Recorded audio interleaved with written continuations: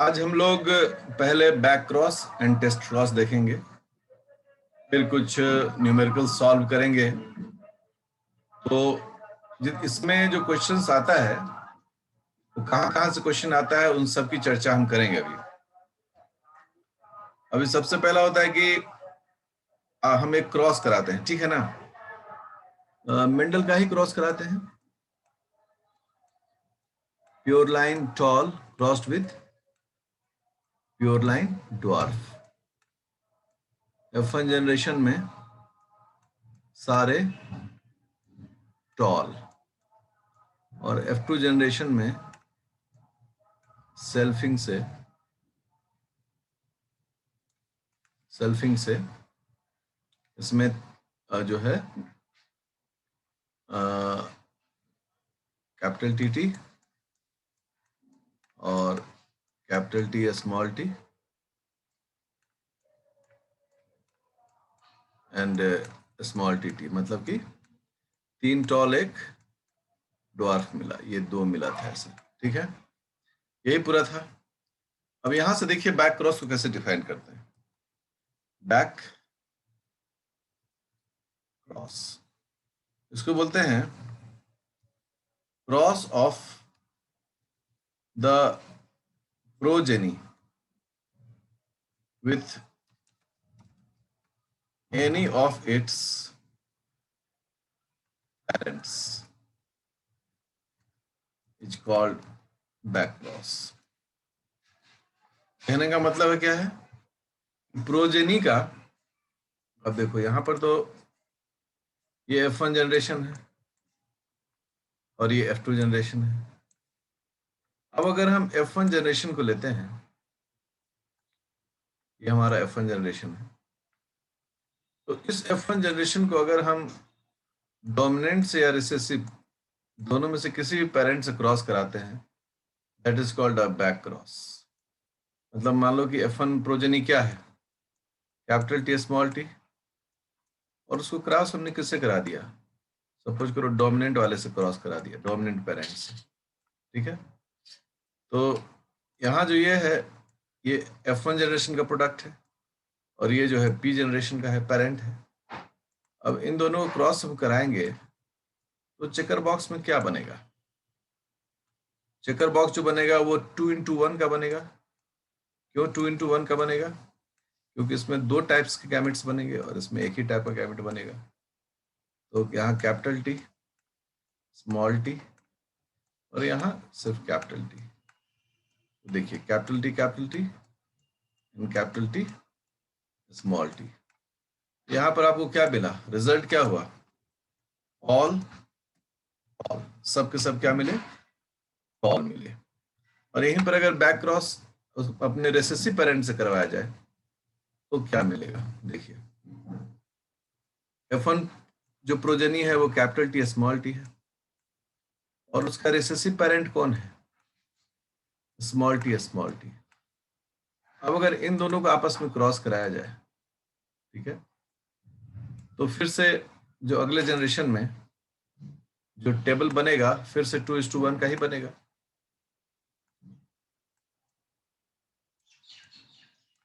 देखिए capital T small T, इसके 2 gametes हो गए F1 के प्रोजेनी के, और इसमें सिर्फ एक ही टाइप का बनता है, स्मॉल टी। तो क्रॉस कराने के बाद क्या मिला, एक capital T small T hate हो जाएगा, सॉरी एक स्मॉल टी।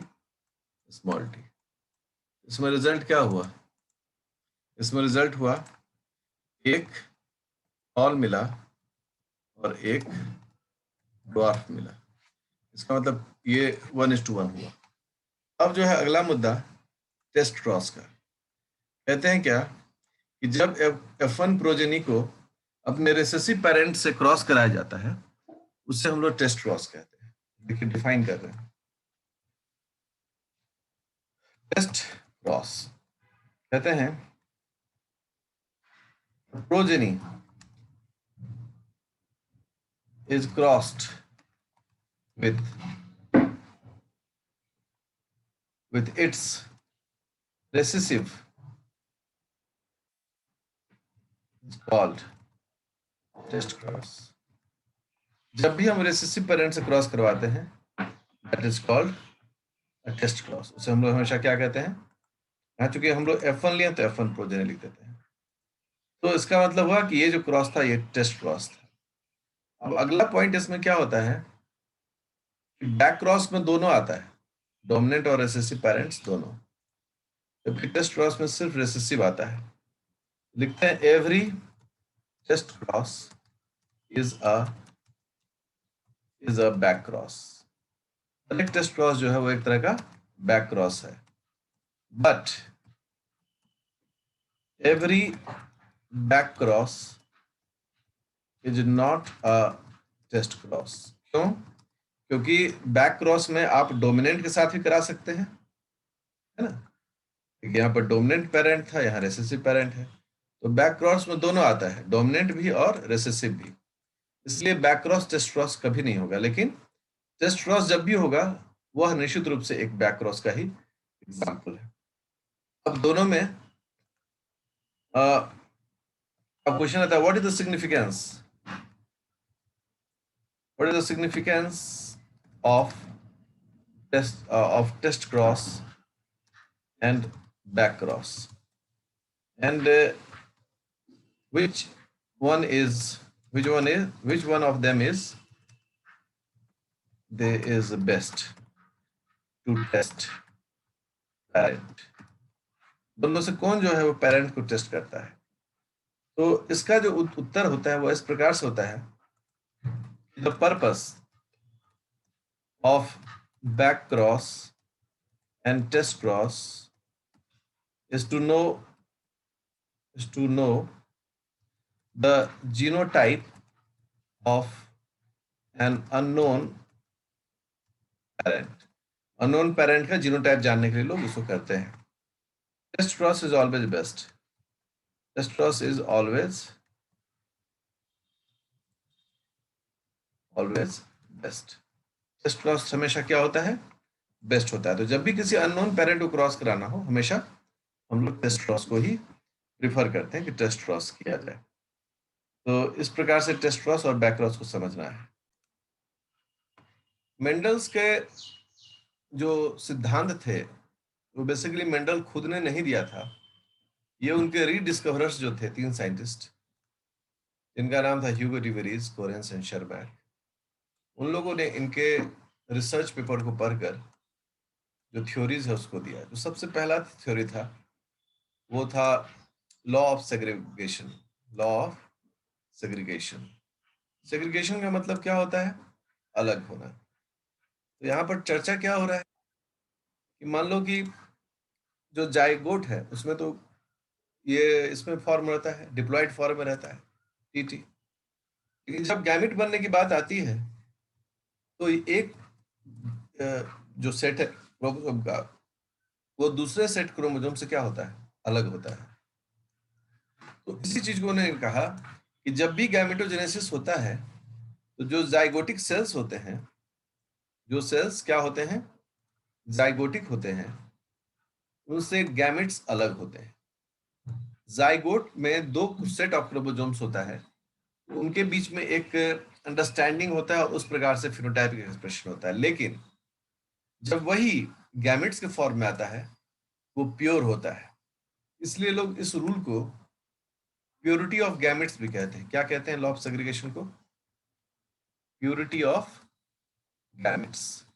हमेशा गैमेट्स जो होते हैं वो प्योर होते हैं, गैमेट्स में कभी कोई मिलावट नहीं होता है। इस चीज को समझना बहुत जरूरी है। लॉ ऑफ सेग्रीगेशन कहता है कि जब भी डिप्लॉयड से हैप्लॉयड होता है, देखिए उदाहरण भी दिया हुआ, जब भी डिप्लॉयड से हैप्लॉयड हुआ है, अब यहाँ टॉल है बट ये हाइब्रिड है, जब ये गैमेट बनेगा एक टॉल का एक्सप्रेशन देगा और दूसरा ड्वार्फ का एक्सप्रेशन देगा। तो सेक्सुअल रिप्रोडक्शन में ये गैमेटोजेनेसिस और फर्टिलाइजेशन, ये हमेशा इस चीज को फॉलो किया जाता है। इसी को थ्योरी को मेंडल ने कहा था। Mendel assumed that each plant contains 2 determinants, जिसको आज हम जीन कहते हैं, फॉर द हाइट, है ना। 2 डिटर्मिनेंट्स हैं, 2 जीन्स हैं, 2 फैक्टर हैं। मेंडल ने फैक्टर भी कहा था, एक कैपिटल टी और एक स्मॉल टी, ठीक है। Only one of these two alleles passed into the single gamete. जब गैमेट बनता है, इन दोनों में से कोई एक ही एलील एक गैमेट में आता है। हम सब जानते हैं कि दोनों अलग हो जाते हैं। एंड जब फर्टिलाइजेशन होता है due to fusion of two gametes, zygote is formed that restores two alleles of a gene। और फिर से अल्टरनेशन ऑफ जनरेशन का कॉन्सेप्ट जो उसमें वही कहता है। क्या कहता है उसमें कि देखिए कि टू से दो गैमेट बनता है, जिसे हम लोग एन कहते हैं, और फिर ये फर्टिलाइज करता है तो 2n बन जाता है। तो यहाँ पर ये जो प्रोसेस है, ये प्रोसेस कहलाता है गैमेटोजेनेसिस। यहाँ पर क्या हुआ, गैमेटोजेनेसिस हुआ। जबकि नीचे वाले स्टेप में क्या होता है, यहाँ पर fertilisation. We all know it, इसलिए हमने कोई नई बात तो आपको बताई नहीं है। लेकिन इसके दरमियान में क्या होता है कि दोनों जो एन होते हैं, दोनों जो गैमेट्स होते हैं, उन गैमेट्स में कुछ ना कुछ बदलाव आ चुका रहता है, क्योंकि वहां पर क्रॉसिंग ओवर जैसी घटना है, जीन रिकॉम्बिनेशन कहते हैं, उस जैसी घटनाएं होती है। ये उन्होंने कहा प्योरिटी ऑफ गैमेट्स है। प्योरिटी ऑफ गैमेट्स इसीलिए कहा गया क्योंकि हर एक जो गैमेट है वह एक सेट ही रखता है किसी भी जीन का, तो प्योर रहेगा। हाँ, अब जो है सेकेंड जो लॉ है, बाकी अब थ्योरी पोर्शन है उसको आप पढ़ें।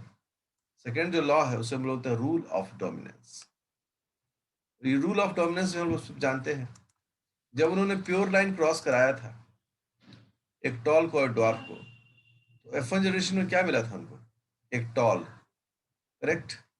यहाँ पर उनको ड्वार्फ नहीं मिला। तो मेंडल ने कहा, क्या कहा कि चूंकि यहाँ पर टॉल ही दिख रहा है, ड्वार्फ नहीं दिख रहा है, इसलिए tall gene dominates over dwarf gene.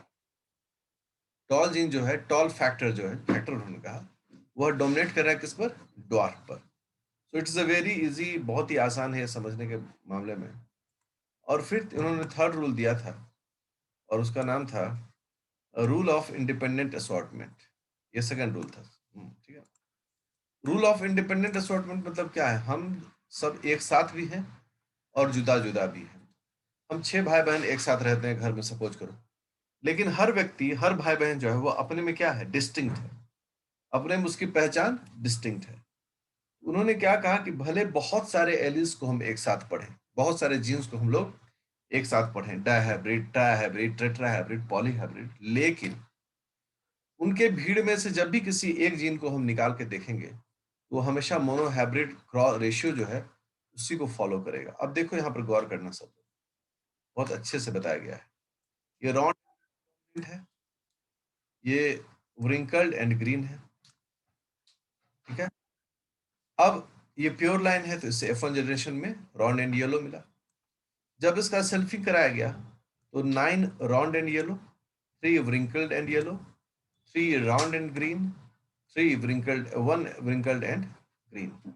अब इसमें ये कैसे पता चलेगा कि रॉन्ड एंड येलो जो है उसमें रिंकल्ड और ग्रीन मिक्सअप तो नहीं किया गया है।